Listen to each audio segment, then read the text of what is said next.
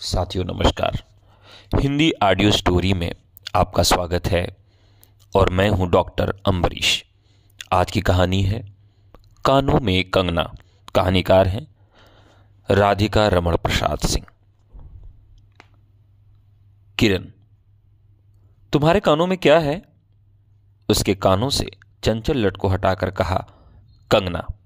अरे, कानों में कंगना?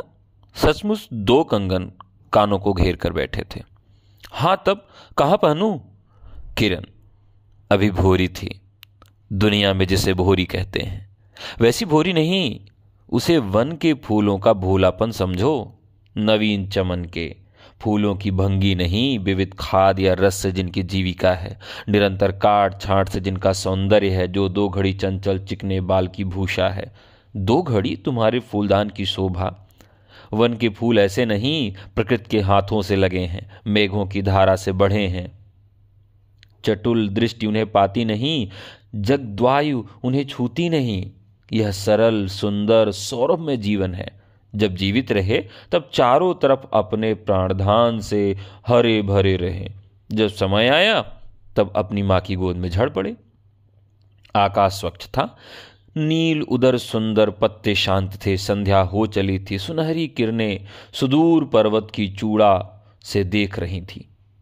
वह पतली किरण अपनी मृत्यु शैया से शून्य निविड़ कानन में क्या ढूंढ रही थी? कौन कहे किसे एकटक देखती थी? कौन जाने अपनी लीला भूमि को स्नेह करना चाहती थी या हमारे बाद वहां क्या हो रहा है इसे जोहती थी। मैं क्या बता सकूं, जो हो उसकी उस भंगी में आकांक्षा अवश्य थी। मैं तो खड़ा खड़ा उन बड़ी आंखों की किरण लूटता था। आकाश में तारों को देखा या उन जगमग आंखों को देखा, बात एक ही थी। हम दूर से तारों के शून्य झिकमिक को बार बार देखते थे, लेकिन वह स्पंदन निश्चित ज्योति सचमुच भावहीन है, या आप ही आप अपनी अंतर लहरी से मस्त है। इसे जानना आसान नहीं है। हमारी ऐसी आंखें कहां कि उनके सहारे उस निगूढ़ अंतर में डूबकर थाह लें। मैं रसाल की डोली थामकर पास ही खड़ा था। वह बालों को हटाकर कंगन दिखाने की भंगी प्राणों में रह रहकर उठती थी। जब माखन चुराने वाले ने गोपी के सर के मटके को तोड़कर उसके भीतर किले को तोड़ डाला, या नूरजहां ने अंचल से कबूतर को उड़ाकर शाहगंज के कठोर हृदय की धज्जियां उड़ा दी, फिर नदी के किनारे बसंत बल्लभ रसाल पल्लवों की छाया में बैठी किसी अपरूप बालिका की यह सरल स्निग्ध भंगिमा एक मानव अंतर पर क्यों न दौड़े? किरण इन आंखों के सामने प्रतिदिन आती ही जाती थी। कभी आम के टिकोरे से आंचल भर लाती, कभी मौल सिरी के फूलों से माला बना लाती, लेकिन कभी भी ऐसी बला सुलभ लीला आंखों से होकर हृदय तक नहीं उतरी। आज क्या था? कौन शुभ या अशुभ क्षण था कि अचानक वह बनेली लता मंदार माला से भी कहीं मनोरम दिख पड़ी? कौन जानता था कि चाल से कुचाल जानों में हाथों से कंगन भूलकर कानों में पहनने में इतनी माधुरी है? 2 टके के कंगन में इतनी शक्ति है कि गोपियों को कभी कभी स्वप्न में भी नहीं झलका था कि बांस की बांसुरी में घूंघट खोलकर नचा देने वाली शक्ति भरी है। मैंने चटपट उसके कानों से कंगन उतार लिया, फिर धीरे धीरे उसकी उंगलियों पर चढ़ाने लगा। न जाने उस घड़ी कैसी खलबली थी। मुंह से अचानक निकल आया, किरण, आज की घटना मुझे मरते दम तक नहीं भूलेगी। यह भीतर तक बैठ गई। उसकी बड़ी बड़ी और भी बड़ी हो गई आंखें। मुझे चोट सी लगी। मैं तत्क्षण योगीश्वर की कुटी की तरफ चल दिया। प्राण भी उसी समय नहीं चल दिए। यही विस्मय था।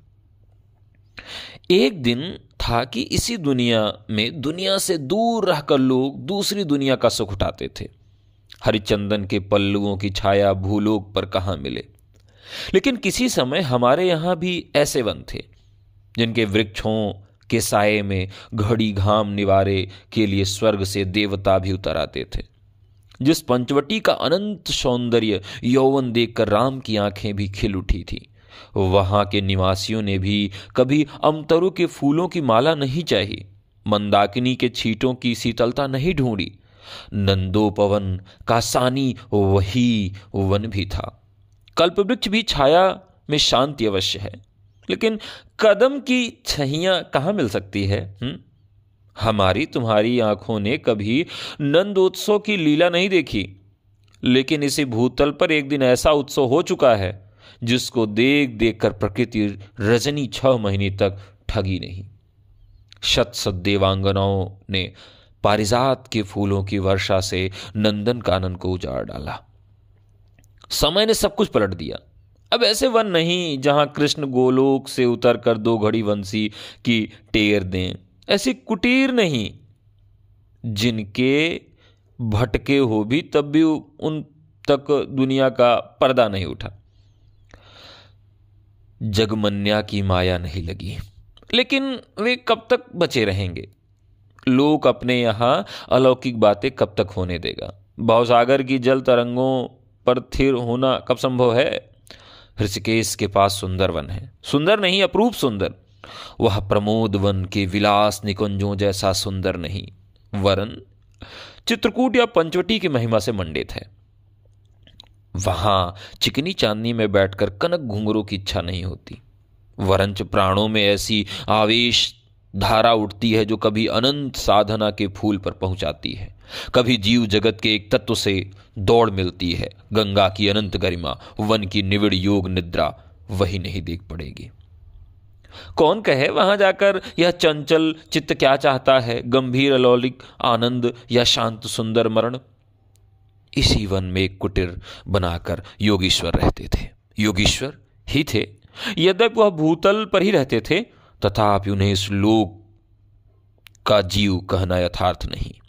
उनकी चित्तवृत्ति सरस्वती के श्री चरणों में थी या ब्रह्मालोक की अनंत शांति में लिपटी थी, और वह बालिका स्वर्ग से एक रस में उतरकर उस घने जंगल में उजेला करती फिरती। वह अलौकिक मायाबद्ध जीवन नहीं था, उसे बंधन रहित बाधाहीन नास्ती किरणों की लेखा कहिए, मानो निर्मुक्त चंचल मलय वायु फूल फूल पर डाली डाली पर डोलती फिरती हो, या कोई मूर्तिमान अमर संगीत बेरोक टोक हवा पर या जल की तरंग भंग पर नाच रहा हो।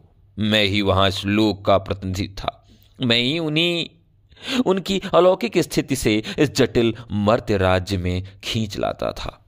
प्रतिनिधि था मैं ही, उन्हीं अलौकिक स्थिति में इस जटिल मर्त्य राज्य में खींच लाता था।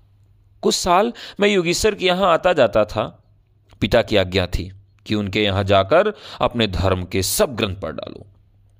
योगेश्वर और बाबा लड़कपन के साथी थे, इसलिए उनकी मुझ पर इतनी दया थी। किरण उनकी लड़की थी। उस कुटीर में एक वह दीपक थी। जिस दिन की घटना में लिख आया हूं, उस दिन सबसे सवेरे मेरे अध्ययन की पूर्णहुति हुई थी, और बाबा के कहने पर 1 जोड़ी पीतांबर, 5 स्वर्ण मुद्राएं तथा किरण के लिए 2 कंगन आचार्य के निकट ले गया था। योगेश्वर ने सब लौटा दिया, केवल कंगन को किरण उठा ले गई। वह क्या समझकर चुप रह गए, समय का अद्भुत चक्र है। जिस दिन मैं धर्मगंज से मुंह मोड़ा, उसी दिन कामदेव ने वहां जाकर उनकी किताब का पहला सफा उल्टा। दूसरे दिन मैं योगीश्वर से मिलने गया। वह किरण को पास बिठाकर न जाने क्या पढ़ा रहे थे। उनकी आंखें गंभीर थी। मुझको देखते ही वह उठ पड़े और मेरे कंधों पर हाथ रखकर गदगद स्वर से बोले, नरेन, अब मैं चला, किरण तुम्हारे हवाले है। यह कहकर किसी की सुकोमल उंगलियां मेरे हाथ में रख दी।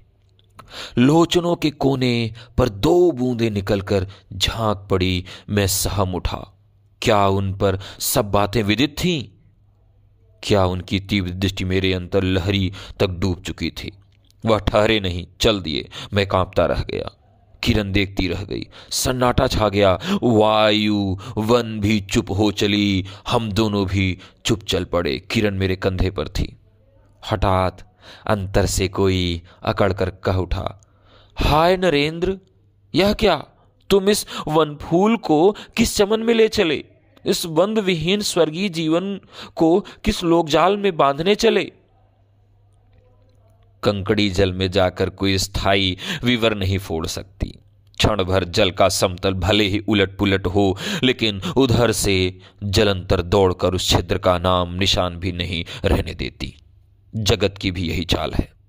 यदि स्वर्ग से देवेंद्र भी आकर इस लोक का चलाचल में खड़े हों, फिर समंदर देखते हों, तो उन्हें अपना बना लेगा।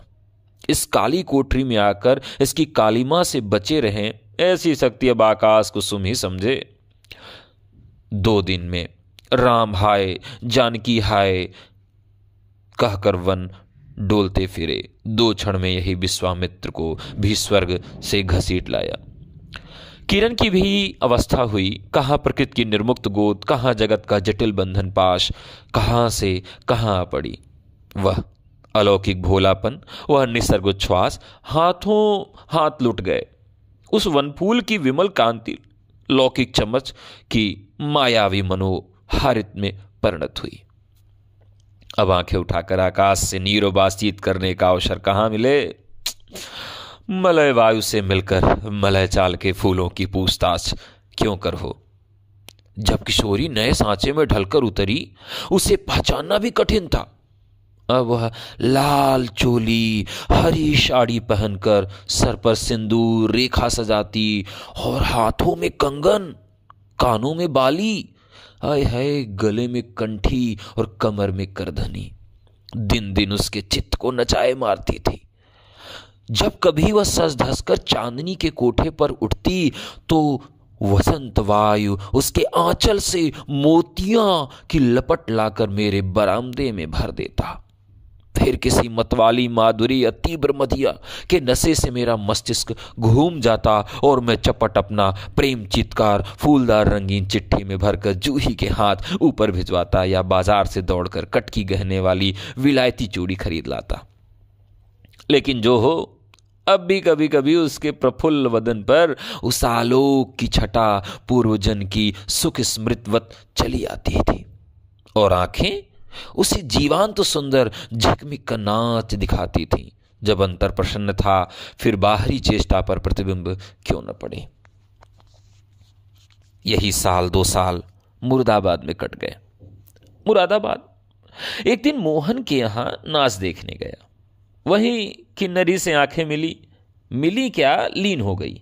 नवीन यौवन, कोकिल कंठ, चतुर चंचल चेष्टा तथा मायावी चमक अब चित्त को लालच देने लगी थी। चलाने के लिए और क्या चाहिए। किन्नरी सचमुच किन्नरी ही थी, नचाने वाली नहीं। नचाने वाली थी।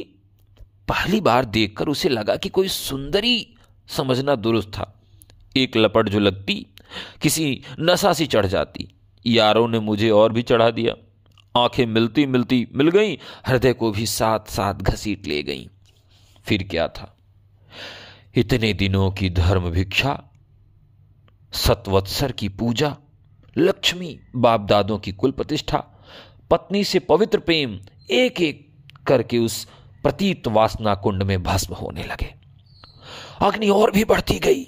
किन्नरी की चिकनी दृष्टि, चिकनी बातें घी बरसाती रहीं। घर बार सब जल उठा। मैं भी निरंतर चलने लगा, लेकिन ज्यों ज्यों जलता गया, जलने की इच्छा जलाती रही। 5 महीने कट गए, नशा उतरा नहीं। बनारसी साड़ी, पारसी जैकेट, मोती का हार, कटकी कर्णफूल सब कुछ लाकर उस मायाकारी के अलग तल रंजित चरणों पर रखे। किरण हेमंत की मालती बनी थी, जिस पर एक फूल नहीं, एक पल्लव नहीं। घर की वधू क्या करती। जो अनंत सूत्र में बंधा था, जो अनंत जीवन की संगी थी, वही हाथों हाथ पराए हाथ बिक गए। फिर ये तो 2 दिन की चकमकी खिलौने थे। उन्हें शरीर बदलते क्या देर लगे। दिन भर बहानों की माला गूथ गूथ किरण के गले में और शाम को मोती की माला उस नाचने वाली के गले में सशंक निर्लज डाल देना। यही मेरा जीवन निर्वाह था। एक दिन सारी बातें खुल गईं। किरण पछाड़ खाकर भूमि पर जा पड़ी। उसकी आंखों में आंसू न थे, मेरी आंखों में दया न थी। बरसात की रात थी, रिमझिम बूंदों की झड़ी थी। चांदनी मेघों से आंख मुंदोने वाली खेल रही थी। बिजली काले कपाट से बार बार झांकती थी। किसे चंचला देखती थी तथा बादल किस मरोड़ से रह रह कर चिल्लाते थे। उन्हें सोचने का मुझे अवसर न था। मैं तो किन्नरी के दरवाजे से हताश लौटा था। आंखों के ऊपर चांदनी थी, न बदली थी। त्रिशंकु ने स्वर्ग को जाते जाते बीच में ही टंग कर किस दुख को उठाया, और मैं तो अपने स्वर्ग के दरवाजे पर सर रखकर निराश लौटा था। मेरी वेदना क्यों न बड़ी हो। हाय, मेरी उंगलियों में एक अंगूठी भी न रहती तो उस नजर उसके चरणों पर लौटता। घर पर आते ही जूही के पुकार उठा, जूही, किरण के पास कुछ भी बचा हो तब फौरन जाकर मांग लाओ। ऊपर से कोई आवाज नहीं आई, केवल सर के ऊपर से एक काला बादल कालता चीत्कार की चिल्ला उठा। मेरा मस्तिष्क घूम गया। मैं तत्क्षण कोठे पर दौड़ा। सब संदूक झांके तो कुछ मिला, सब तोड़ डाला, लेकिन कुछ मिला भी नहीं। अलमारी में केवल मकड़े का जाला था। श्रृंगार बॉक्स में एक छिपकली बैठी थी। उसी दम किरण पर झपटा। पास आते ही सहम गया। वह एक तकिए के सहारे निसहाय निस्पंद लेटी थी। केवल चांद ने खिड़की से होकर उसे गोद में ले रखा था और वायु शरीर पर जल से भिगोया पंखा चल रही थी। मुख पर एक अपरूप छटा थी। कौन कहे, कहीं जीवन की शेष रश्मि क्षण भर वहीं अटकी हो। आंखों में एक जीवन ज्योति थी। शायद प्राण शरीर से निकलकर किसी आसरे से वहां बैठ रहा था। मैं फिर पुकार उठा, किरण, किरण, तुम्हारे पास कोई गहना भी रहा है? हां, छीणकंठ से काकली थी। कहां है? अभी देखने दो। उसने धीरे से घूंघट सरकाकर कहा। वही कानों का कंगना। सर तकिए से ढल पड़ा। आंखें भी झिप गई। वह जीवांत कहां चली गई? क्या इतने ही के लिए अब तक ठहरी थी? आंखें मुख पर जा पड़ी। वही कंगन थे, वैसे ही कानों को घेर कर बैठे थे। मेरी स्मृति तड़ित वेग से नाच उठी। दुष्यंत ने अंगूठी पहचान ली। भूली शकुंतला उस पल याद आ गई। लेकिन दुष्यंत सौभाग्यशाली थे, चक्रवर्ती राजा थे। अपनी प्राण प्रिय को आकाश पाताल छान कर ढूंढ निकाला। मेरी किरण तो इस भूतल पर न थी कि किसी तरह प्राण देकर भी पाता परलोक से ढूंढ निकालूं। ऐसी शक्ति इस दीनहीन मानव में कहां? चढ़ा नशा उतर पड़ा। सारी बातें सूझ गईं। आंखों पर पट्टी खुल पड़ी। लेकिन हाय, खुली भी तो उस समय जब जीवन में केवल अंधकार ही रह गया। तो साथियों, आज ये कहानी थी कानों पर कंगना। कहानी कैसी लगी कमेंट बॉक्स में अपनी सराहना जरूर परोसिएगा। धन्यवाद। नमस्कार।